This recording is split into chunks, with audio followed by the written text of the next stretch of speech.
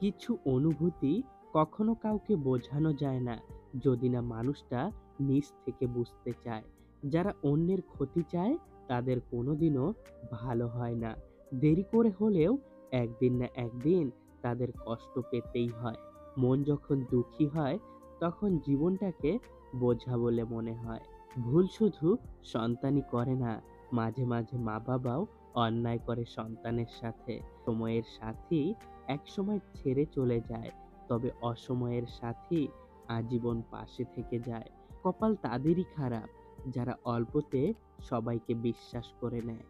অবশেষে কেউ যদি তোমার পরিবার, যোগ্যতা আর চেহারা নিয়ে কথা বলে, তাহলে বুঝে নিও তোমার প্রতি তার ভালোবাসা ছিল না, সেটা ছিল ক্যালকুলেশন। যাকে তুমি সাধারণ ভেবে ছেড়ে দেবে, তাকে অন্য কেউ অসাধারণ ভেবে কাছে টেনে নেবে। সম্পর্কটাকে সুদীর্ঘ করতে চাইলে, আরো সুন্দর করতে চাইলে, প্রিয় মানুষটিকে সময় দাও, মিথ্যা প্রতিশ্রুতি নয়। সেই নারী সবচেয়ে উত্তম, যে নারী তার যৌবনের সমস্ত ভালোবাসা আমানত রাখে তার স্বামীর জন্য। নিঃশ্বাস মানুষকে বাঁচিয়ে রাখে, আর বিশ্বাস সম্পর্ক বাঁচিয়ে রাখে। জীবনে কিছু মানুষ খুশি দেয়, আর কিছু মানুষ শিক্ষা দেয়। রাগী মেয়ের রাগ সামলাতে পারলে পাহাড় সমান ভালোবাসা পাওয়া যায়। পৃথিবীর রং বদলায় সূর্য ডুবলে, আর মানুষের রং বদলায় স্বার্থ ফুরালে। বলতেও শেখো, তা না হলে সারা জীবন শুধু শুনতেই যাবে। সত্যি, একজনে আসক্ত হয়ে ঠকে যাওয়ার মাঝেও শান্তি আছে। কেন জানেন?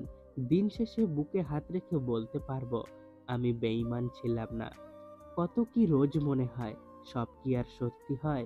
কিছুটা ভুলতে হয়, আর বাকিটা মানতে হয়। খুশি দেওয়া মানুষগুলো আপনজন নাও হতে পারে, তবে কষ্ট দেওয়া মানুষগুলো সর্বদাই আপনজন হয়। অভিমান ভেঙে কথা বলে নিও, কারণ মানুষ বেশি দিন বাঁচে না। কারো ভালোবাসা পাওয়াটা ভাগ্য, আর ভালোবাসার মানুষটিকে জীবন সঙ্গী রূপে পাওয়া সৌভাগ্য। একজন প্রকৃত বন্ধু হলো জীবনে পাওয়া সবচেয়ে মূল্যবান উপহার।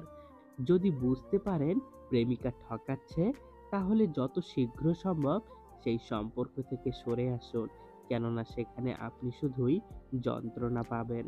আমার দুঃখ কষ্ট কারো কারো হাসির কারণ হয়ে থাকতে পারে, কিন্তু আমার হাসিগুলো কখনোই যেন কারো দুঃখের কারণ না হয়।